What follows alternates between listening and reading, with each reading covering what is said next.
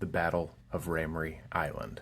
This is also known as Operation Matador. It took place between January the 14th, 1945 and February the 22nd, 1945 on, yes, Ramree Island. This battle was fought between the British and Indian Allied forces and the Japanese forces. All told, around 500 Japanese soldiers lost their lives to British troops, and the British and Indian losses were trifling, as one historian accounts.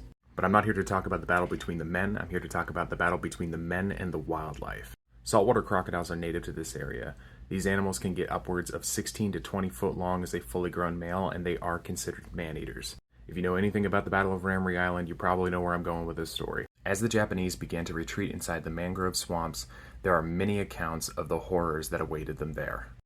Lieutenant General Jack Jacob stated that over 1,000 Japanese service members entered the swamps, and it didn't matter how long or how far or how deep they looked for those guys, they never found them ever again.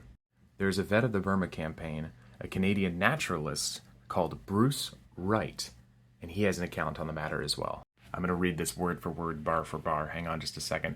That night, 19th of February, 1945, was the most horrible that any member of the ML mortar launch crews have ever experienced. The scattered rifle shots in the pitch-black swamp, punctured by the screams of wounded men crushed in the jaws of huge reptiles, and the blurred, worrying sound of spinning crocodiles made a cacophony of hell that was rarely duplicated on Earth. At dawn, the vultures arrived to clean up what the crocodiles had left. Of about 1,000 Japanese soldiers that entered the swamps of Ramree, only about 20 were ever found alive. And that matches up with the account that only 20 Japanese soldiers were taken as prisoner. Now, it is worth noting in the years since then, particularly in 2016, people have tried to disprove what happened on Ramree Island. Even though saltwater crocodiles are man-eaters, they are still just animals. And when it comes to being just animals, they do have natural instincts such as fear.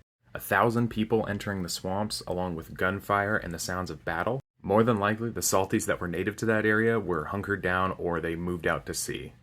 So the majority of historical scholars nowadays attribute the 1,000 deaths to drowning. But what do you guys think? Do you guys think it was all saltwater crocodiles? Maybe there was a malicious spirit that took over the population on Ramree Island. Let me know down in the comments below, and I'll see you guys in the next one. Bye.